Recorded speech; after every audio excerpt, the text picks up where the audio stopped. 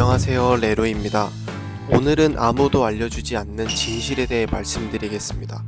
유튜브에서 찾아보면 퇴사 후 워킹홀리데이라는 내용은 나오지만 워킹홀리데이 후 취업이라는 내용은 나오지 않습니다.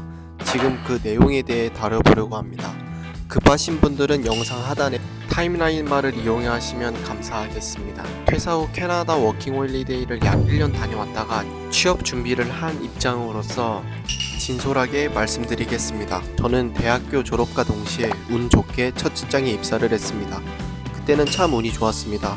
자격증도 없고 학벌, 학점이 좋은 것도 아닌데 어학 점수 하나로 회사에 들어갔으니 말이죠.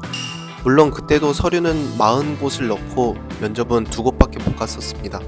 그리고 첫 직장에서 2년이 채 안되게 다니다 30살이 넘으면 나중에는 못해볼 해외 경험을 하고자 캐나다 워킹홀리데이를 신청했습니다.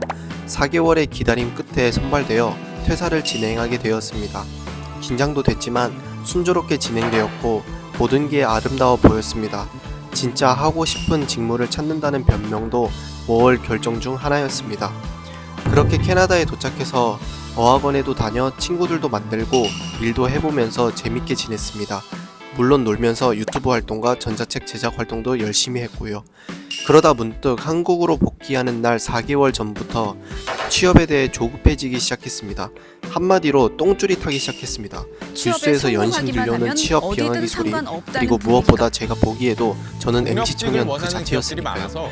그래서 그때부터 저는 전 직장에서의 경험들과 캐나다에서 있었던 일들을 정리하기 시작했습니다. 한마디로 자기소개서와 면접 때 사용할 필살기 경험들을 출연했습니다. 동시에 제가 하고 싶은 직무에 대해 찾아봤습니다. 그리고 돌아가자마자 만료된 영어 성적을 재취득하기 위해 공부를 하기 시작했습니다.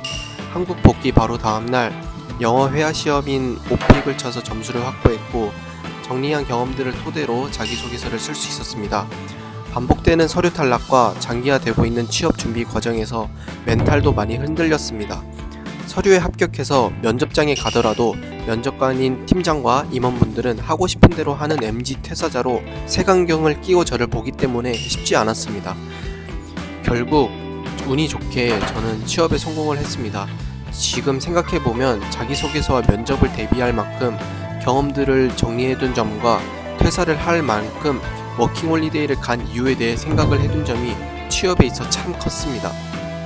추가로 퇴사 후에 느꼈던 조직 소속감과 돈이 떨어지면서 자연스럽게 생겼던 간절함도 컸습니다. 만약 여러분들이 퇴사 후 워홀을 가게 된다면 이 점들을 꼭 고려해 주시기 바랍니다. 저는 취업이 더 늦어졌어도 후회를 안 합니다. 해외에서 한 사회의 구성원으로 생활해 본다는 건 통찰력에 큰 도움이 되니까요. 정말 여러분들에게 추천드리는 경험 중에 하나입니다. 그냥 하고 싶은 말은 하게 된다면 꼭 경험적인 부분들을 정리해 두고 하나라도 얻어 오셨으면 좋겠습니다. 그냥 갔다 그냥 돌아오시면 취업 준비하는 과정이 생 지옥일 수도 있습니다. 오늘도 영상 봐주셔서 감사합니다.